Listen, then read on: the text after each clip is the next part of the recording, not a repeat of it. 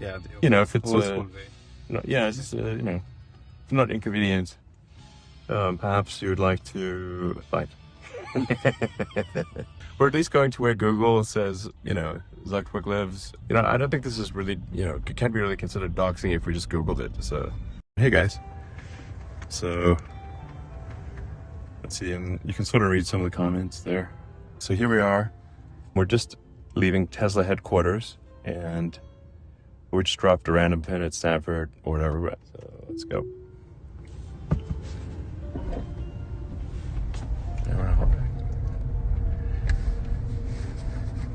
Actually, well, let's see. Okay, so here we're kind of, let's see, headed to kind of random spot.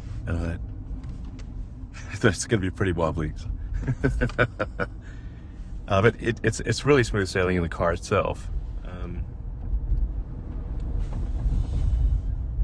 And here we're encountering some construction, and the car is just driving around the construction. So it has never seen this construction before. Well, it is near the headquarters, but this construction is relatively near. And it's in exactly the right lane, but now it's coming over to the right lane. Okay, great. You can see the destination. Hopefully, don't meet us there.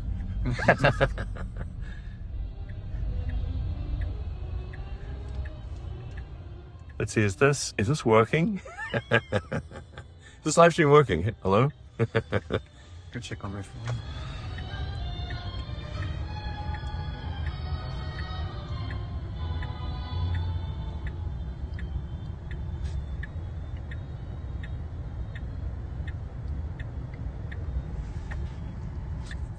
Well, the car is patiently waiting for the car light to change.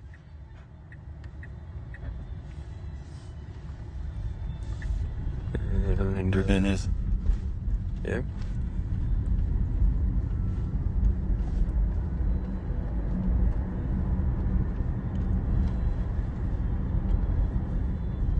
Made a good left. It's kind of hard to tell maybe from the live stream, but the car is driving very smoothly.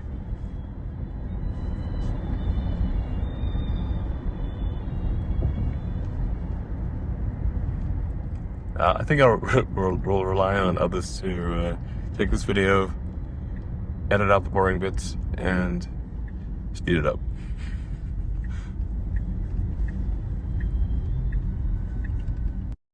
It's smooth right there.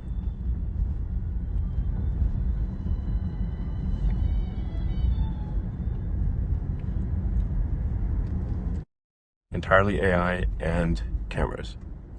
Just like our brain works, which is neural nets and eyes. Yep, I just slow down for a speed bump, which is cool. I just slow down for another speed bump. And we did not program in.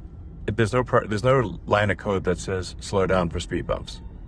So it is doing this based entirely on video training. Yeah, but yeah, and there's a bicyclist. Again, there is no line of code that says give clearance to bicyclists. It is just doing what people do. It can read science without ever being taught to read.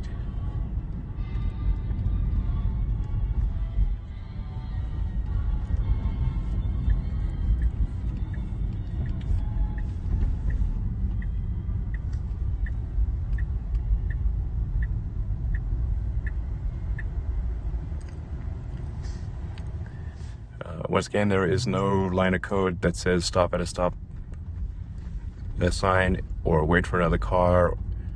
who came first or Or who came, there's not like wait X number of seconds, nothing like that. Nothing. This is all nets, baby. Nothing but nets.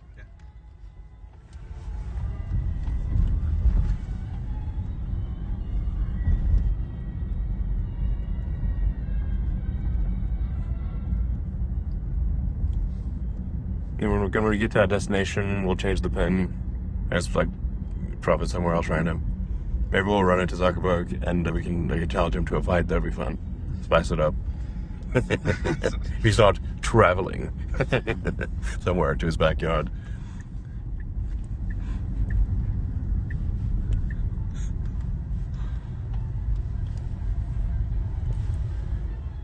So here we are at a roundabout. So roundabouts are obviously pretty complicated. It's even for those two cars. Yep, it just waited for those two cars to go and then did the turn. I'm being somewhat repetitive about this, but we have never programmed in the concept of a roundabout. We just showed a whole bunch of videos of roundabouts. So, a lot. A big fleet helps. Yeah, I mean, you definitely need a lot of training data, a lot of video training data in order to make this work. So and you need really billions of dollars of training hardware, and you need to know how to run the neural net training hardware.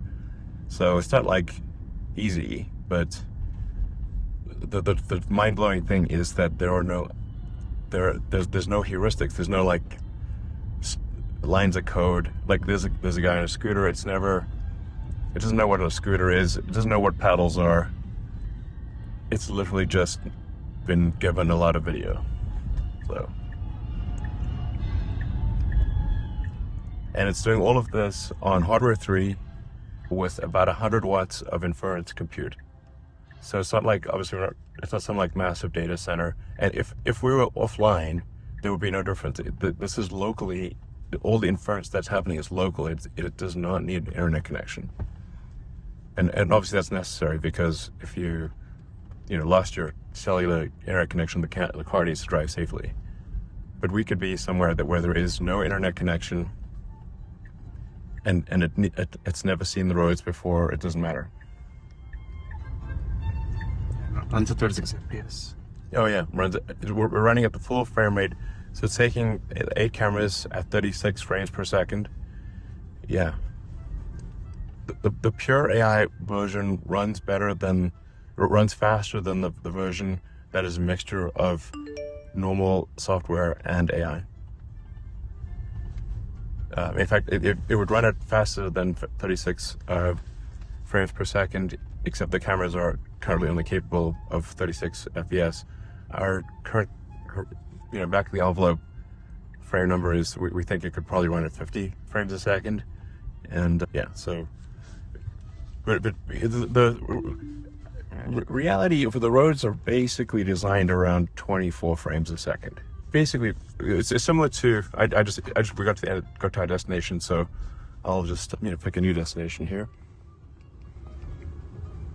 Yeah, there's like some sort of random place here. Yeah, wherever somewhere.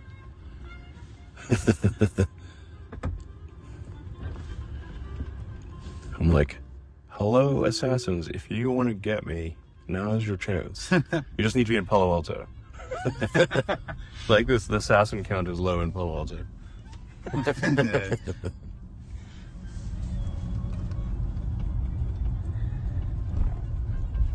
So we're just right. Ashok just dropped a sort of random, and we don't know where we're going really. Just somewhere in Palo Alto. But it's just also worth noting, and Ashok, you may want to actually sort of provide some commentary as well. But we've got test drive, FSD 12 test drivers around the world. So we've got people in, I think, like New Zealand and like Thailand and Norway, Japan. Everywhere. Because it should generalize. The concept of driving is general. You don't need to just do it in the US. You could do it everywhere simultaneously. Right. Exactly. Just like a human can go travel to a country they've never been to before and rent a car and drive around. It'd be, maybe not quite as good as someone local, but you can still rent a car in a foreign country and drive around. And we just have like some students over there that one of them stumbled briefly into the road and the car drove around them. Lovely day in California, the beautiful Stanford campus. Playing a little Four Seasons.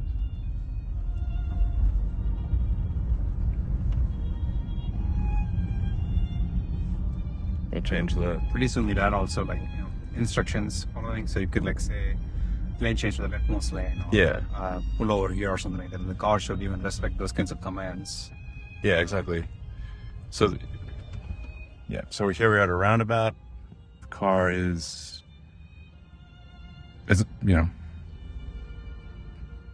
I've never been to this roundabout before, and the car is not specifically trained on this roundabout. Yeah, and then once it's our turn, it just proceeds.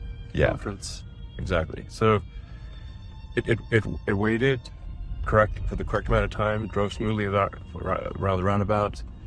Again, I will be somewhat repetitive, but there is no line of code that says this is a roundabout. There is nothing that says wait, X number of seconds, which is what we have in the explicit control stack. That's the sort of version 11. There's over 300,000 lines of C++ in the explicit control stack of version 11, and there's basically none of that in version 12. Yeah, just because there's no lines of code doesn't mean that it's not controllable. It's still like quite controllable on what you want by just adding data. Now you have to program with data instead of programming with code. Yeah, data curation. And then whenever we find that there's something, so if a car doesn't perform perfectly, we give it more examples of what it should do in that situation, and it updates the weights, and then it works. Yeah. And also we have laborers cleaning and making sure that all the data that goes in is like the good driving data, not like the bad drivers from the world. There are bad drivers. Yeah, absolutely. It's very important. The quality of the data is very important. So large amounts of mediocre data do not improve driving. Yeah. It's quite the opposite, actually. Yeah, makes it worse. So that's why the data curation is actually quite difficult. And I should say that there is quite a bit of software around what data, so selecting what data to train the system with. So the software that runs in the car is minimal, but the software in the back end to train is like much larger and much more sophisticated. Yeah, exactly. So we do use like normal software for C++ basically for Python for deciding what data to select from the fleet, and then figuring out what is the high quality data versus the pretty good data. And once we have a model, we also ship those models in shadow mode with cars, and then every time it disagrees with what the user did, exactly, then you can get the data back, and then kind of that is more valuable than just collecting random data. Yeah, exactly. So we feel good about actually having a very rapid virtuous cycle where when there is an intervention in the fleet, with that intervention automatically being uploaded to training, being integrated with training, and then updating really just the weights. So it's not the binary that's changing, it's the weights. Not the execution binary, it's just really for the weights.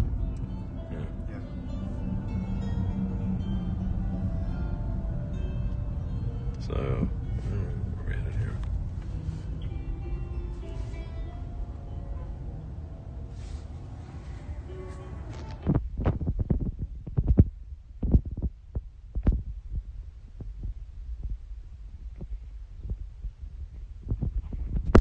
So I have not intervened once, and the drive has been butter smooth.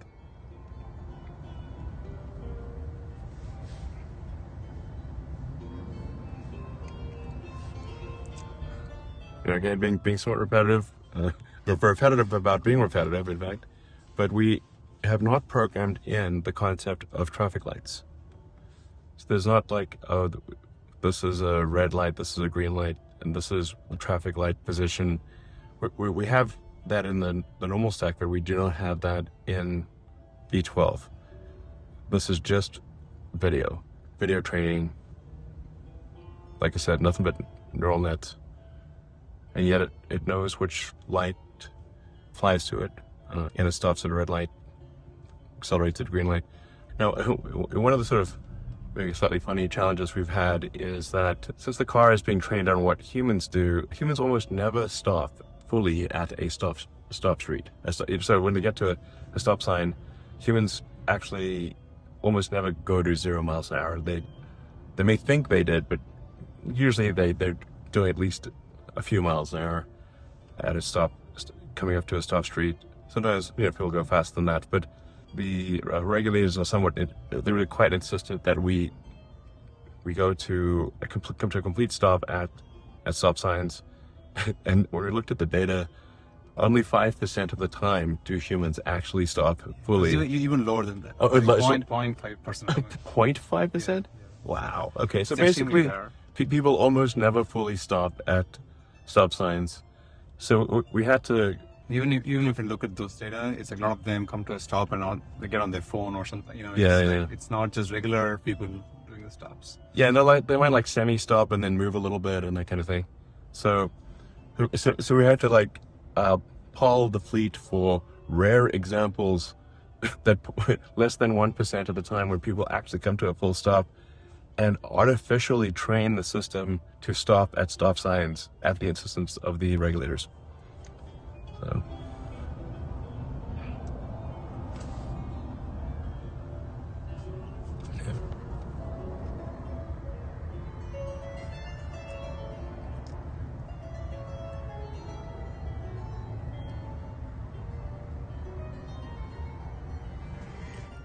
Like I said, it's a little slow because we're driving around in basically rush hour. Intervention. Sorry. Okay, so that's our first intervention because the car should be going straight. Yeah, so this model has small regression in the traffic lights. Yes, to oversample the traffic lights. Yeah. Okay. So, that's why we've got releases to the public yet. So an intervention at this traffic light. That's the first intervention in the whole drive. Definitely.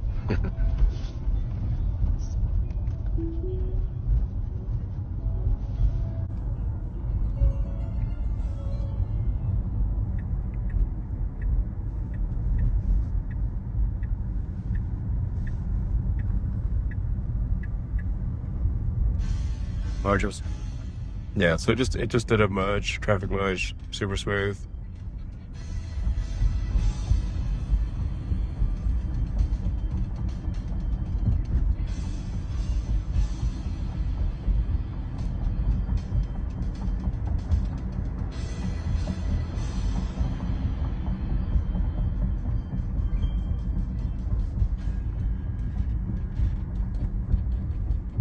So for that intervention that we just had, the solution is essentially to feed the network a bunch more video of traffic lights.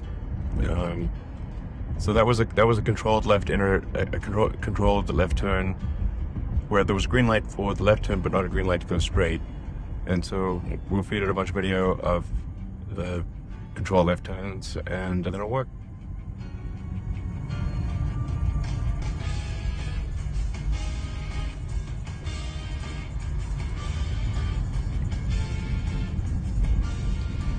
Next 2 weeks, we're going to release a shadow mode release where we're going to run this network in the background, then check when, for example, in this case, we would have wanted to go, but then the driver would not have gone. So we can just check that, okay, and then we get the data back into the labelers, and the labelers say who was correct. Yeah. Yeah, and that helps that we should not have gone. So you don't have to even get the intervention. You can just passively observe what we want to do, and this is what happened in reality. Right.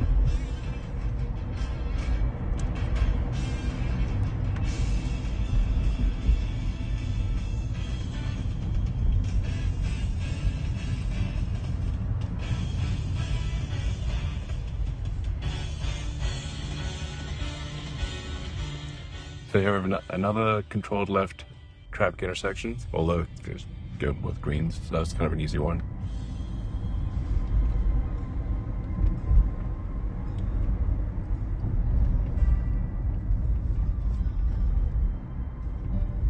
The smoothness of the control, the car, just how smoothly the car is behaving it's hard to convey, I think, on camera, but it's just super smooth. Yeah, you have to feel it, really. So that's making a left turn. So it's gotten itself into the left turn lane. Again, we've never programmed in the notion of a turn lane or anything like that. Or even a lane. Oh, we doesn't even know what we've never. There's no line that says that it has. There's no line of code about traffic lanes at all.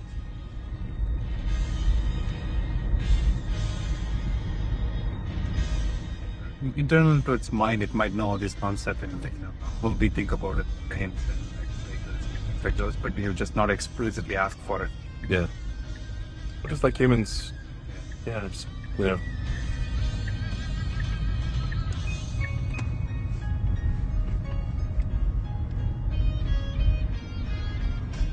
Alright, we're arrived at this random pin.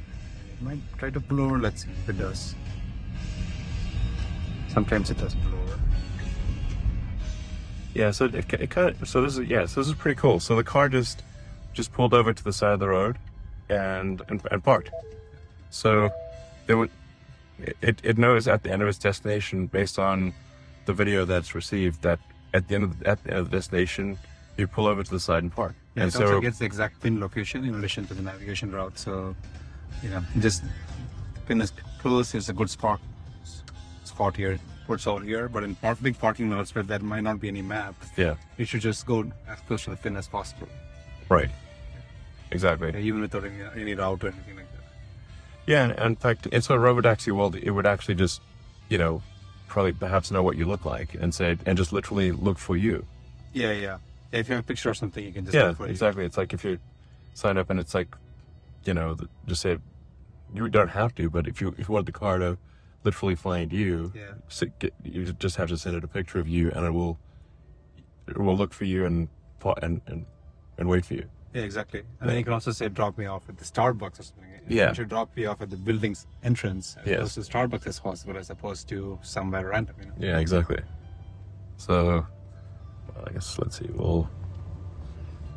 don't know, probably head back to HQ or to the entering HQ. Do you want to do the fight or? Wait, where does he live? It's Yeah, somewhere I mean, around Google here. it, Yeah, should we just Google it? Yeah, you can Google it. I mean, we can knock on the door and whatever Google says. Please say hi, I guess. Yeah, we'll say hi. We'll be friendly. It's just a polite inquiry as to whether you would like to engage in hand-to-hand combat. Yeah. If it's old school way. it's just if not inconvenient, perhaps you would like to fight. Okay, so this is literally, we just Googled it. We don't know if this is where he actually lives or not, but we'll just go there. Roughly. Yeah, just he's like. Thank you. Oh yeah. All right, so let's go, guys.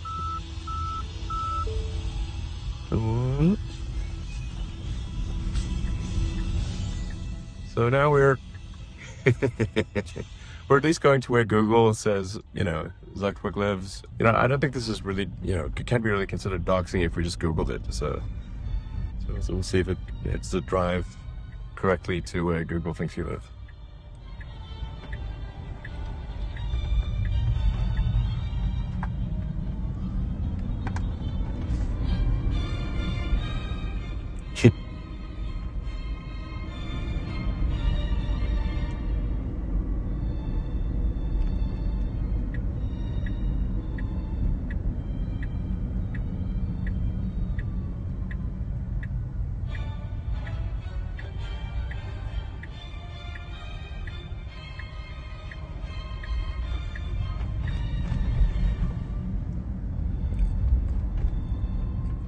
Doing a pretty good job of driving through the Palo Alto suburb. Sure, lovely.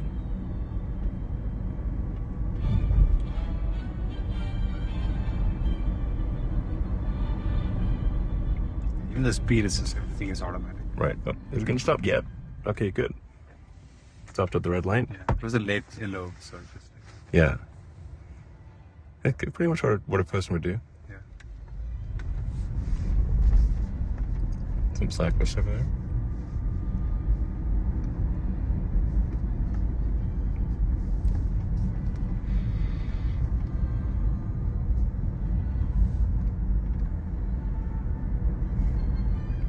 And Palo Alto really is a lovely town. It feels like a Truman Show. It's best for families. Yeah. It's like everything's perfect. Yeah.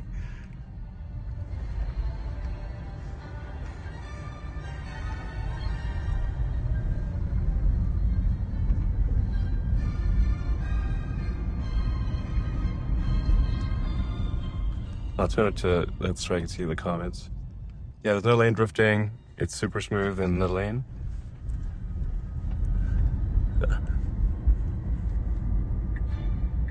And it doesn't confuse a bike lane with a real lane or anything like that.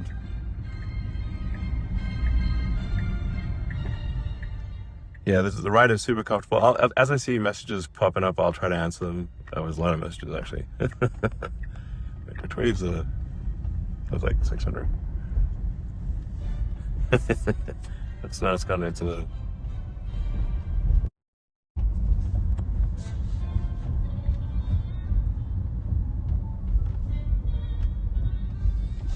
So here we are, headed to like Edgewood Drive. I don't even we don't know if this is actually real, or not. And probably not, because like I would expect there to be like a lot of security and stuff. Anyway, well, we are at the spot that's roughly where, but I don't think this doesn't seem probably where it is, because probably be security and stuff. Yeah. Anyway, but you know, it's sort of a little nice driving around Palo Alto. Head back to the office. Yeah, sure.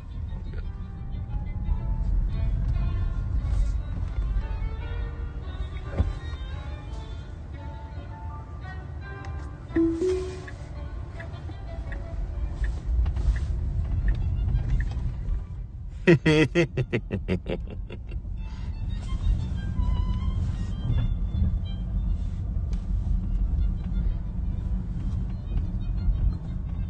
mean, Zuckerberg did say, like, name the date in bold letters or whatever on, you know, whatever platform he's on.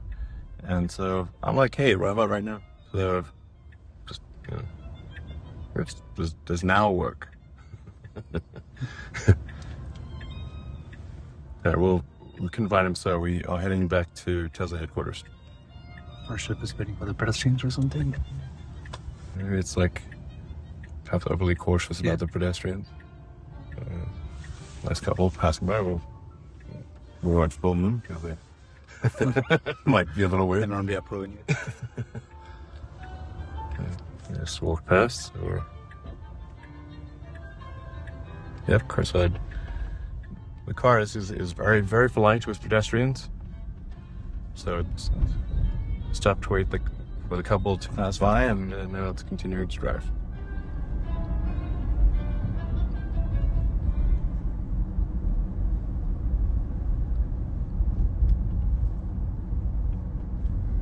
So here we are in Palo Alto, driving on pure AI.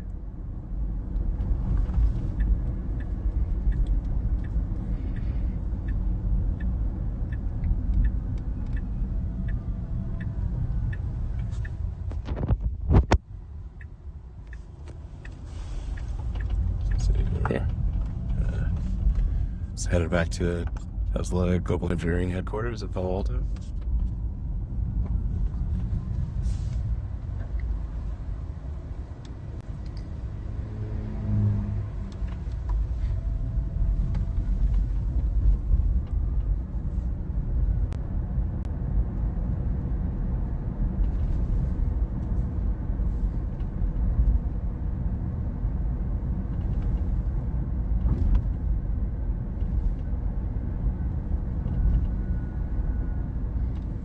How does it react to low visibility conditions is one of the questions.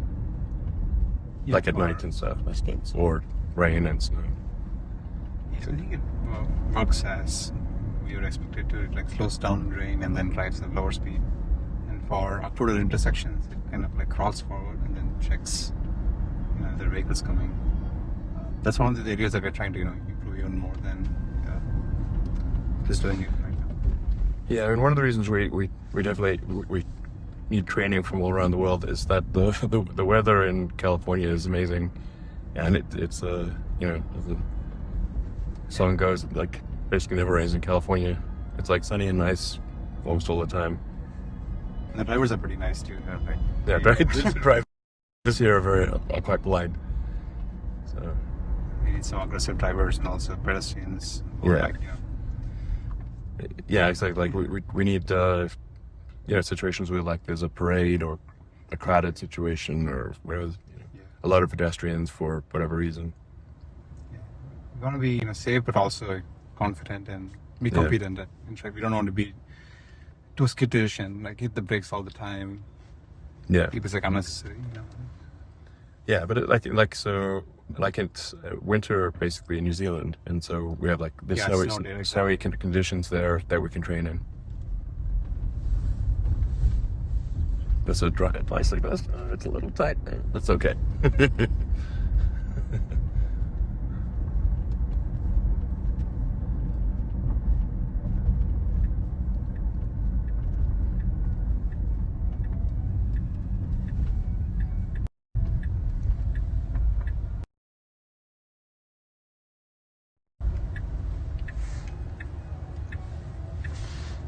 Maybe it's waiting for pedestrians.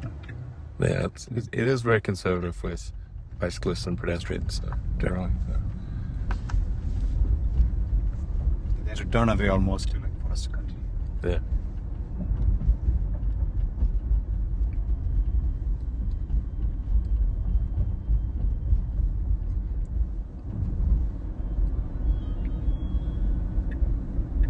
It's interesting. This is like an unprotected turn for us. Yeah. Okay, so this is a tricky one. So this is turning left onto Middlefield in Palo Alto with where visibility is not great. So Of course, So it's like- both sides. the cars coming from both sides at pretty high speeds. But Opportunities. did it. Yeah, no problem. Great. So unprotected left onto a high-speed road, fairly high-speed road.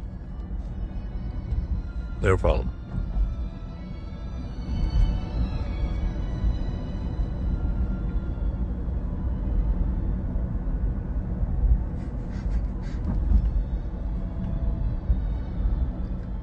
Yeah, so V12 will be, I would say, actually smart summit, ASS. yeah. Internally, also call it like revenge summon almost because you want like someone to be like so much. Like the first summon was okay, but you know, this summon is going to be like so good that like I call it actually smart summit, actually. ASS. It's like, don't you want some ASS? Of course you do.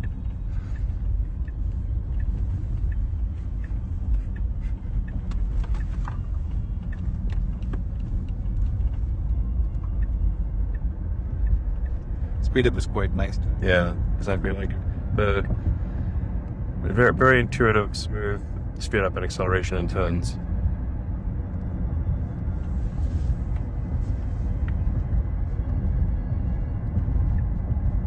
Yeah, even the set speed is just, you know, set to some max value. Like Yeah, 85 exactly. or It's like currently set to 85, but it's ignoring the set speed. It's driving at what would be intuitively the right speed for people to drive at. something. Yeah, you did a lane change to get into like a Yep. faster lane. Exactly. So there's two lanes here. There's a lot more cars in that lane, fewer cars in this lane, and it's going straight. So it picked the lane with the fewest cars.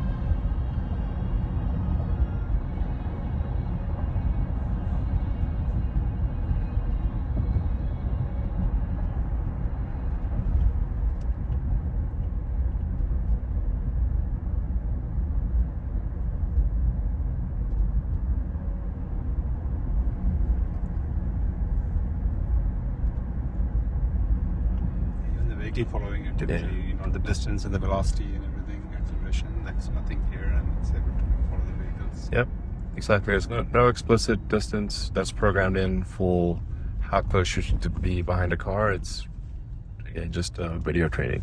Yeah, it's intuitive, you know. Yeah, just these intuitively. speeds, and this Right. is kind of the right following speed.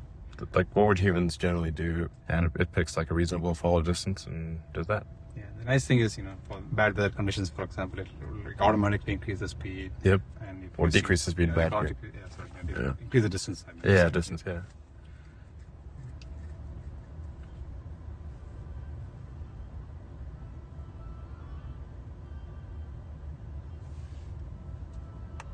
This traffic light takes a while. Oh, yeah. This is the El Camino and Page Mill, a classic Silicon Valley intersection. I've seen this intersection for 30 years, basically. Yeah. I guess our headquarters is the HP. It used to be the HP Yeah. headquarters, yeah. Yeah, exactly. The Tesla Global Engineering Headquarters in Palo Alto are the former Hewlett Packard headquarters. Yeah, so literally Silicon Valley like started here. Yeah, exactly. It's an honor to be for our global engineering headquarters to be the, kind of where the birthplace of Silicon Valley was. So, as you can see, lovely place.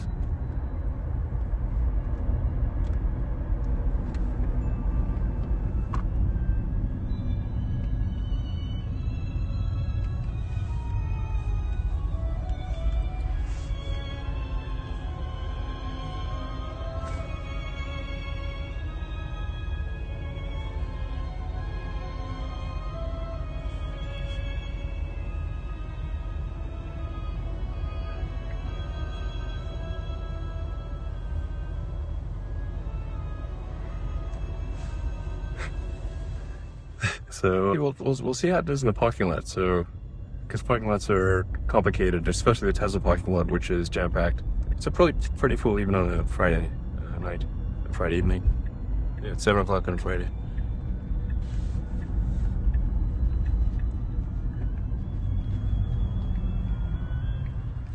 Yeah, this is a fairly tricky light. So you got two, controlled lefts and two straight, basically two turn lanes and two straight lanes.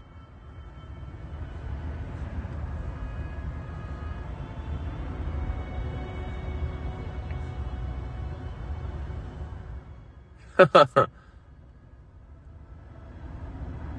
it's sort of like merge after this turn, which is also interesting because it's like turn and merge. Yeah, it's gonna exactly. It's gonna turn and merge simultaneously, which is tricky.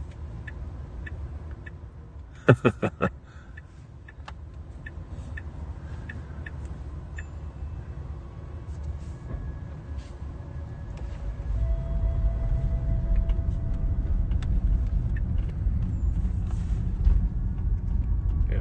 Cool.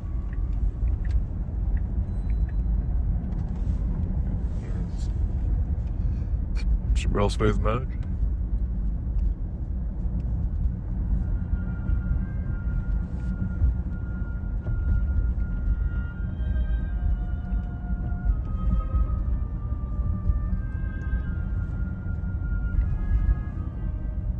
Now, one of the interesting things about sort of pure AI driving is that it actually doesn't need a map at all. So we could delete the navigation system, simply give it a GPS point and say, get to this GPS point somehow. We're not going to tell you how. You could say, like, you see that building in the distance? Go there. And it would do that even with it might make some, get to go down a road that's a dead end and then have to reverse out. But you're basically able to do what a human can do. Where if you said, please go to, point at something and go there. So that's going into the parking lot. There is no explicit map of the parking lot, so now it is just trying to get to a GPS point.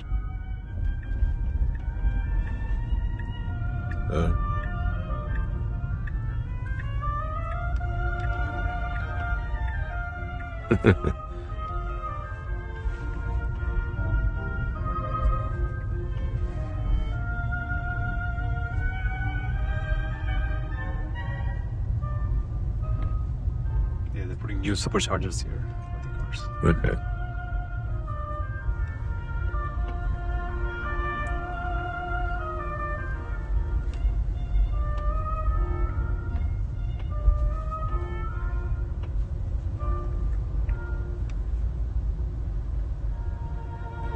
We're here. Yeah, that's how it got to the point, and that's it. All right, so that was the FSD 12 beta drive. Super smooth. One intervention, which we'll fix with a bit more training data. And otherwise, really, I would say, like, you know, if this was a Rover driver, pretty much apart from that one intervention, 5-star. Yep. So, all right, thanks everyone for tuning in.